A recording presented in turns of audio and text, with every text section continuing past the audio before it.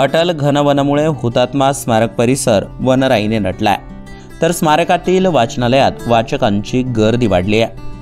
दिवसाची सुरुवात करताना आजूबाजूला हिरवीगार वनराई, पक्ष्यांचा किलबिलाट, हुतात्मा स्मारक परिसर आणि निसर्गाचं सानिध्य यामध्ये दैनंदिन वार्तापत्र आणि पुस्तक वाचायला कोणाला आवडणार नाही.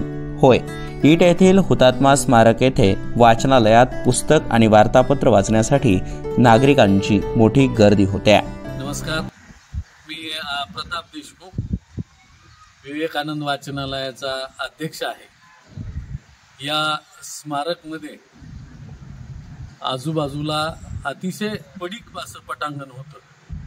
त्यावेळेस मी एक कार्यकर्ता म्हणून आणि आमच्या सर्व ग्रामस्थ आणि लोकप्रतिनिधी यांनी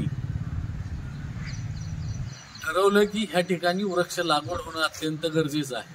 त्या दृष्टिकोनातून आम्ही सामाजिक वनीकरणकडे याचा पाठपुरावा केला आणि ही अटल घनवन लागवड योजनेअंतर्गत या ठिकाणी लागवड झालेली. त्या संदर्भात वनीकरणचे श्री कांबळे साहेब आणि त्यांचे सर्व कर्मचारी यांनी यामध्ये खूप मोठं कष्ट घेतलं आणि ही जी झाडी तुम्हाला दिसते आहे, ही झाडी फक्त 8 महिन्याची आहे.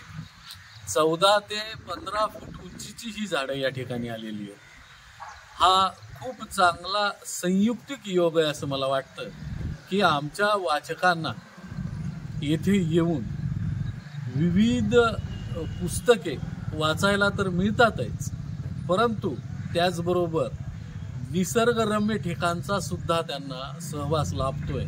ईट या गावाला मोठा क्रांतिकारकांचा वारसा आहे. ईट येथे हुतात्मा स्मारक आहे.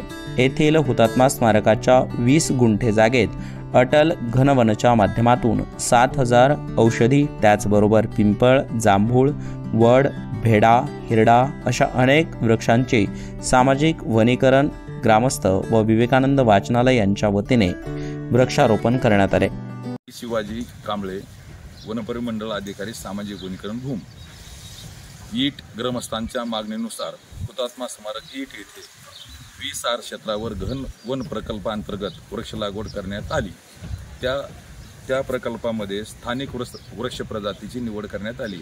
त्यामध्ये वड, पिंपळ, उंबर, जांभूळ, हिरडा, भेरडा इत्यादी वनस्पती लागवड करण्यात आली. तसेच या क्षेत्रामध्ये वन औषधी वृक्षाची लागवड करण्यात आली. तसेच या प्रकल्पाला संपूर्ण गावकऱ्यांचे सहकार्य व वरिष्ठांचे मार्गदर्शन लाभले. त्यामुळे सदर प्रकल्प हा यशस्वी आपणास दिसत आहे. 8 महिन्यांची ही झाडे आता 15 फुटापर्यंत वाढली आहेत. त्यामुळे परिसर वनराईने हिरवा गर्द झालाय. परिसरात पक्ष्यांचा किलबिलाट वाढलाय. हुतात्मा स्मारक परिसर वनराईने नटलाय, तर हुतात्मा स्मारक परिसरातील वाचनालयात वाचकांची गर्दी वाढते.